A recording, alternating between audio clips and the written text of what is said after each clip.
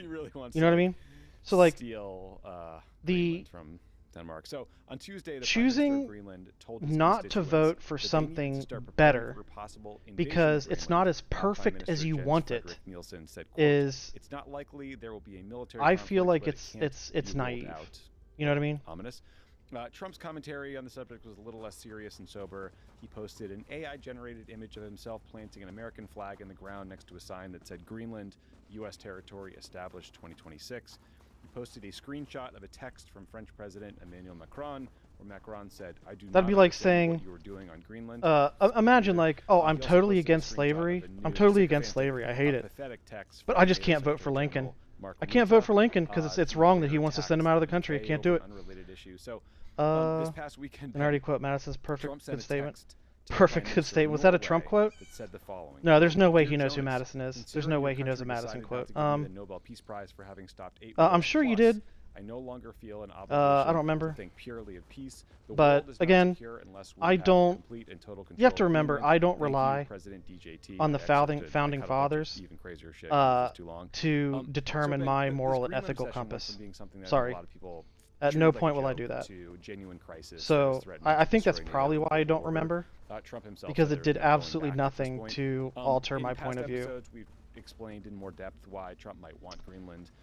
The quick and dirty is the melting. Okay, maybe it's the this. melting Arctic Is is this one opening there? up shipping routes. There's mineral deposits, oil and gas. Then there's this big stupid fucking ego, and he wants to expand the size of the United States. But this Okay, most maybe- recent temper tantrum maybe. seems to have stemmed from a misunderstanding. Ow. So basically, a few Hammer. European countries recently sent a tiny Ow, number okay. of troops to Greenland Which for one is military that? exercises. Torch. The Financial Times said it was one And British Wolf. soldier, 2 Finns, a few dozen Danish, German, and French troops. That's all we're talking about. They thought that those countries thought this would be like they would show Trump that they were taking his Arctic security concerns seriously. He interpreted it as defiance or an affront to him. Yes, that is so he announced a tariffs on Denmark, wolf. Norway, Sweden, France, Germany, the UK until we get control of Greenland. French Wolf in President the Emmanuel owl, Macron wolf in and the Canadian owl, Prime wolf in the Minister owl. Mark Carney Oh, it already responded is. to Trump during their speeches at the World Economic Ugh, Forum in no, it's Davos not. on Tuesday. Here's a bit of what they said. Carney is first, Macron is Yeah, that doesn't work either. We knew the Damn it. story of the international rules-based order was partially false. That the strongest would exempt themselves when convenient. That trade rules were enforced asymmetrically. And we knew that international law applied with varying rigor depending on the identity of the accused or the victim. This fiction was useful. Okay. And American hegemony in particular helped provide public goods. This bargain no longer works. Let me be direct. We are in the midst of a rupture, not a transition. It's as well a shift towards a world without rules, where international law is trampled underfoot. Cooperation gives way to relentless competition. Competition from the United States. I cannot of listen to America, this what this guy is for saying trade because of his agreements shades. that undermine our export interests, demand maximum Like I can't. concessions, I know who he is. I know he doesn't normally wear shades, aim but to weaken and for whatever reason, I subordinate cannot Europe, take what he's saying seriously in this combined moment. with an endless accumulation of new tariffs that are fundamentally unacceptable. Kitty, what do you want, buddy? Even more so when they are used as Hey, leverage what? against Come here. territorial sovereignty. Hi. You'd like to come up here, dude? Come on. This is all very serious. For you not watching on YouTube, Macron's wearing sunglasses. Cats are freaking impossible. But it's not just wearing sunglasses. It's the blue. Why those sunglasses? It's like if Joe Biden took mushrooms and bought a new pair of aviators that happened to be near blue. Neither do I, but I still learn from their wisdom. Also, there was a false equivalent saying you oppose something. Since it isn't perfect, you reject it as not the same. As tolerating something you oppose, as you agree with the outcome. One is about being nitpicky over a solution, not being perfect, while the other is hypocritical. The response from Europe is pretty I don't see how that's a false equivalence. Because it's the same concept. Pretty serious looking. In that Okay, there is a potential solution. If you were at Davos, and you were at a strategy But there are session with a bunch drawbacks of that you do European not leaders, agree like, with. What are we telling Okay? them to do at this point? So, And look, that first of all, same I think part of what's happening here perspective is applies to the both Greenland situations. thing, it's The situations it's are deadly different, serious. He keeps coming but back to it's it. the He clearly means it. It's not just a control. Like he clearly wants to conquer Greenland. It's We've been the through underlying this. conditions But the of other that things, it also can't be situation that are separated similar. from where You know, we're 1 year the into hypothetical. He just kidnapped the president You know, the of hypothetical Venezuela, whatever you think about conditional that, right? funding. He's just invaded. Like here's this funding, He's just but tried to, you like, have to arrest allow the women to head have of an the Federal abortion. Reserve. Like this guy is out of control, right? And to compare that give it to the to leaders the other of one where we're Davos, gonna free the slaves. you know, Carney gets up there and he says, but well, we you kind know, of want to it's get a him out of the rules-based country. order You know what I or mean? something, or- It's over. One It is about the fucked. lesser of music two has evils, the stopped. other is It doesn't exist tolerance. anymore. Trump's re-election was the end. So of it. from my Like, perspective, I feel like they're these both guys, the lesser of and two almost all evil. guys, That's have my been living perspective. through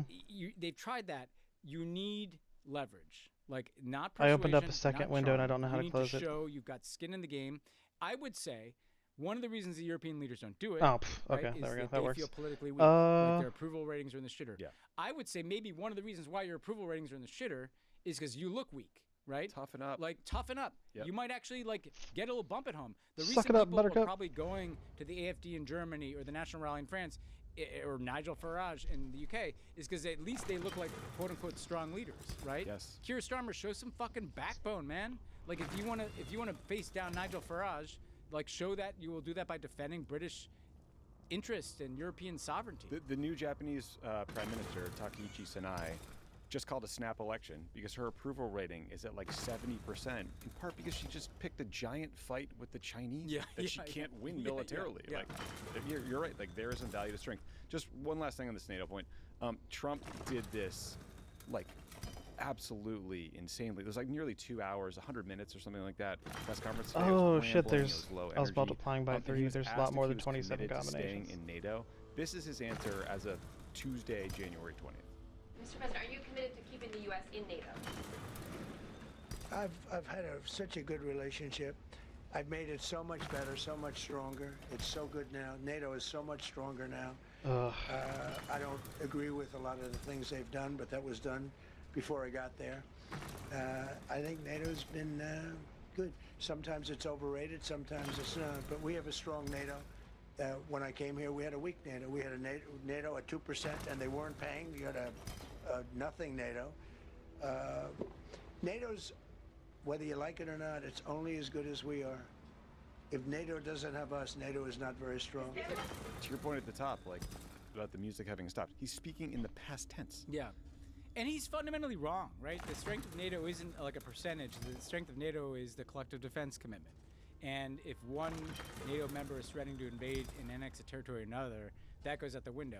I should say, and this will anticipate your transition to our next topic, I'm mad at everybody today because it's been such a crappy couple weeks. You mad at me?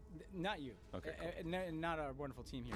Okay. But You guys are fine. I'm going to talk about the media here for a second. Because, he says these things. Nobody is spending 5%. No, that is a it's a fiction. made-up thing. They It's like all on the promise to do it infrastructure. sometime in the future. They're not spending 5% of their GDP on defense. It's not something happening in the real world. He has not ended 8 wars. We've covered that. He's not ended any of them. Last I checked. Like, but he's allowed to believe this cartoon. Yeah, well, because his he has people his own believe state it. media, but also because the actual media. As long just as his repeats these followers fictions. believe what he says, he's As going if, to keep saying like, whatever he wants. This man the emperor has no clothes, and unless collectively, foreign leaders, congressional leaders in this country, media, citizens, and by the way, it's citizens who are doing it in places in Minneapolis, start to just call complete bullshit on this guy, like he's gonna drive this entire world off a cliff. Yep.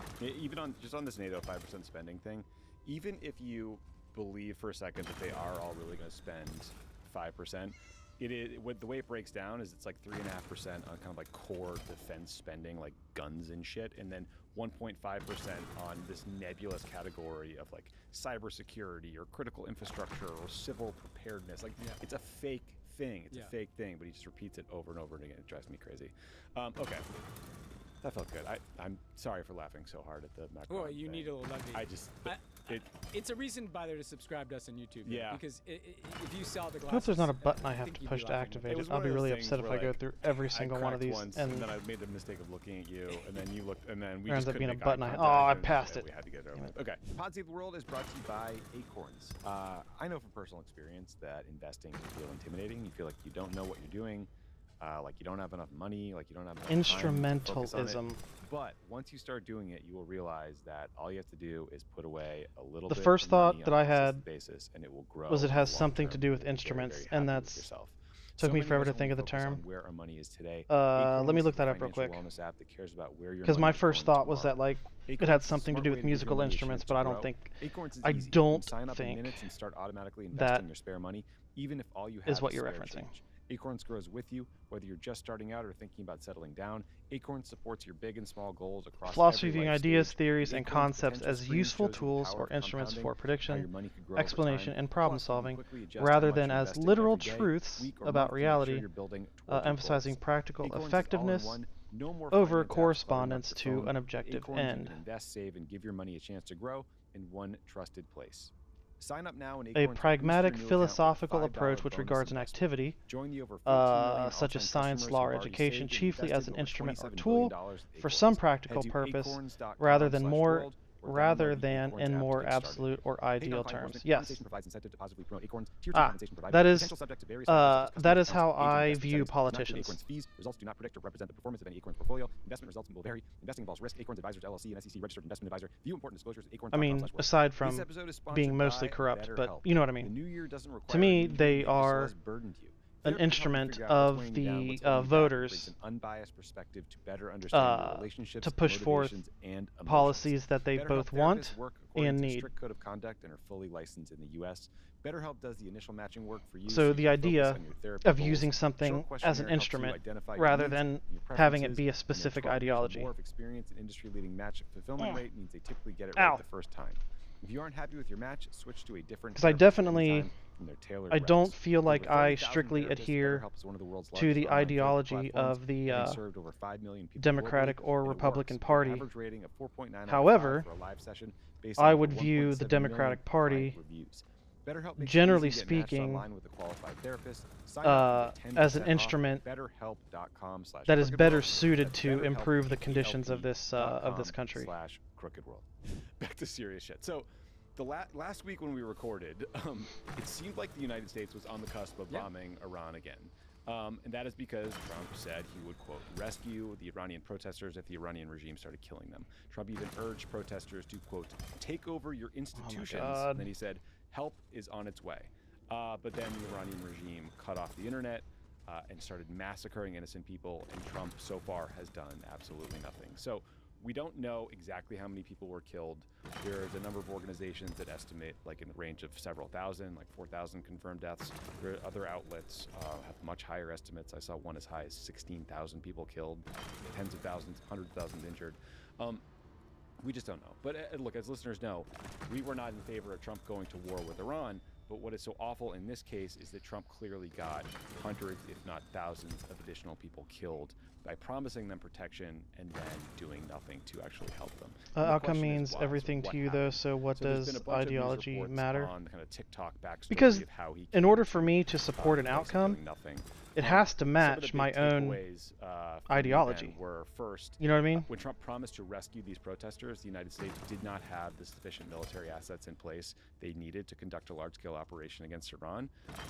And then, especially if Iran retaliated against the U.S. or Israel, in large part because the U.S. redeployed a bunch of naval assets and aircraft carrier, a lot more, to the Caribbean because we decided to invade Venezuela. So that's one. Oh crap! Why did I do that? Damn it! Trump tweeted about intervention on January 2nd, but Axios says that the first high-level meeting to actually consider U.S. responses, it was chaired by J.D. Vance, wasn't until January 9th, and Trump himself wasn't presented options. So you got to remember, like there are. 14th. So we waited like. In the example I gave you with the healthcare about how. After promising them, and by then the regime had already started the massacre. I would prefer just seen his tweet and figured, like, let's a system that was a funding plan that was not conditional, negatively conditional. Trump was also I would prefer that. That's what I would promote. That's what I would push for. But I also said, and I'm not going to deny this, that even if it was negatively conditional in a way that made a state, you know, like I said before, either allow abortions or to implement red flag laws, as an example, I would still be like, okay, well, people are going to get their health care, right? And maybe maybe some people won't. Some people's lives will be saved from spousal abuse with red flag laws, right? So, but there are also lines that I'm not willing to cross. For example, I haven't really given this much thought. But let's say they were trying to pass the healthcare funding, right? Universal healthcare funding, to where nobody has to worry about. This should go down. You know, maybe they pay like a couple bucks, like whatever the set amount is decided on. But as a condition. George H.W. Bush told Iraqis to rise up against Saddam Hussein. I'm trying to think of something. I'm trying to think of where the line is. I'm trying to figure that out. So you're going to have to give me a few moments. It's not something I'm glad you're actually. I'm glad you're actually making me think about it because I don't know where the line is, and I'm trying to